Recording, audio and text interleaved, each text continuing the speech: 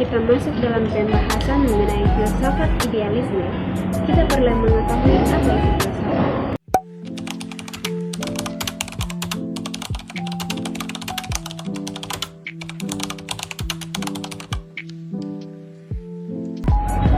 Filsafat adalah cabang ilmu yang mempelajari berbagai aspek fundamental kehidupan seperti keberadaan, pengetahuan, kebenaran, moralitas, keindahan, dan akal budi. Kata filsafat berasal dari bahasa Yunani filosofia yang berarti cinta kebijaksanaan. Philo berarti cinta, sophia berarti kebijaksanaan.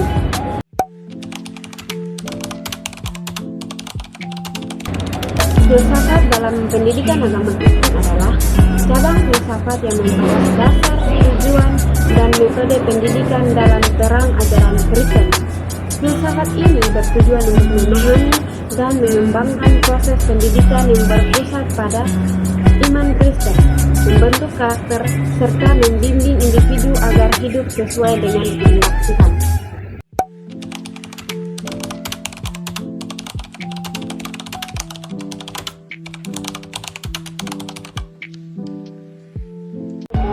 Filsafat pendidikan agama Kristen adalah refleksi mendalam tentang prinsip-prinsip berpendidikan berdasarkan ajaran Alkitab dan nilai-nilai Kristen.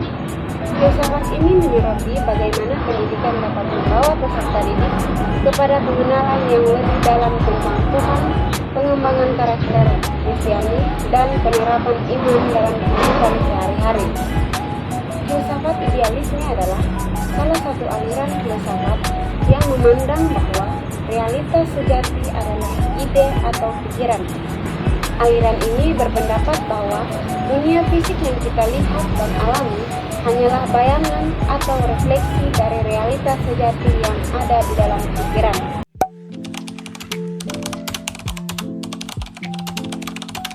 Ciri-ciri filsafat idealisme. Yang pertama, memandang realitas sejati sebagai ide atau pikiran. Idealisme memandang bahwa realitas sejati adalah ide atau pikiran, bukan benda fisik. Yang kedua, menganggap dunia fisik sebagai bayangan atau refleksi.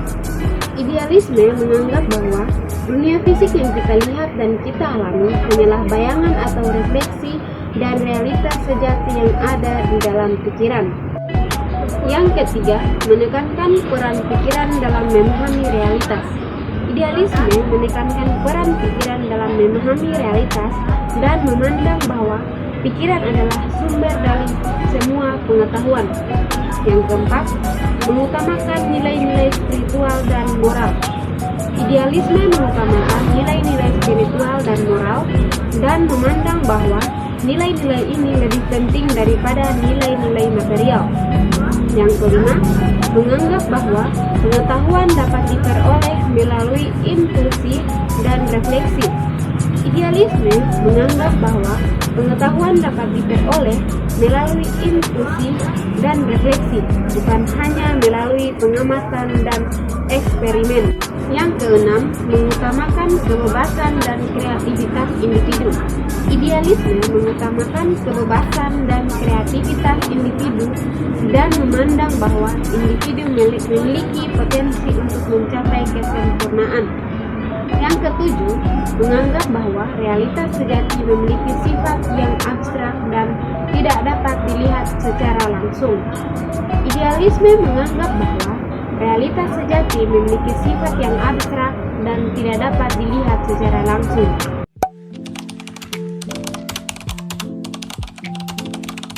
Berikut adalah jenis-jenis idealisme. Yang pertama, idealisme subjektif, memandang bahwa realitas sejati adalah hasil dari pikiran subjektif individu. Yang kedua, idealisme objektif, memandang bahwa realitas sejati adalah hasil dari pikiran subjektif yang ada di luar individu. Yang ketiga, transendental, memandang bahwa realitas sejati adalah hasil dari pemikiran transendental yang ada di luar ruang dan waktu. Keempat, idealisme metafisik, memandang bahwa realitas sejati adalah hasil dari pikiran metafisik yang ada di luar dunia fisik. 5. Idealisme epistemologis, memandang bahwa pengetahuan tentang realitas sejati dapat diperoleh melalui proses berpikir dan refleksi. 6. Idealisme etis memandang bahwa nilai-nilai moral dan etis adalah lebih penting daripada nilai-nilai material. Yang ketujuh, idealisme religius memandang bahwa realitas sejati adalah hasil dari pemikiran religius yang ada di luar dunia fisik.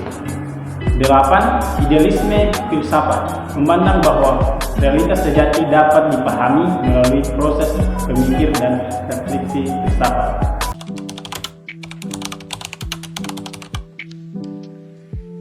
Yang berikut tokoh-tokoh filsafat idealisme. Yang pertama, tokoh-tokoh idealisme klasik, yaitu Plato, filsafat Yunani yang mengembangkan teori idealisme tentang bentuk-bentuk ideal yang ada di luar fisik.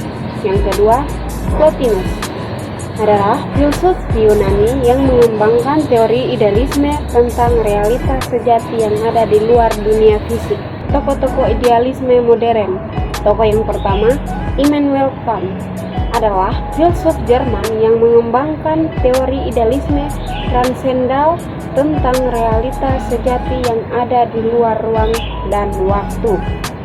Tokoh yang kedua, Georg Wilhelm Friedrich Hegel adalah filsuf Jerman yang mengembangkan teori idealisme tentang realitas sejati yang ada di luar dunia fisik.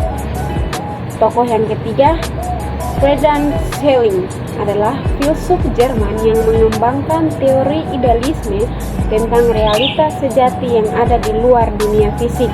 Tokoh-tokoh idealisme kontemporer. Tokoh yang pertama, Edmund Husserl adalah filsuf Jerman yang mengembangkan teori idealisme fenomenologis tentang realitas sejati yang ada di luar dunia fisik. Tokoh yang kedua, Martin Heidegger adalah filsuf Jerman yang mengembangkan teori idealisme tentang realitas sejati yang ada di luar dunia fisik. Tokoh-tokoh idealisme dalam pendidikan agama Kristen. Yang pertama, St. Agustinus adalah teolog Kristen yang mengembangkan teori idealisme tentang realitas sejati yang ada di luar dunia fisik. Yang kedua, John Calvin adalah teolog Kristen yang mengembangkan teori idealisme tentang realitas sejati yang ada di luar dunia fisik.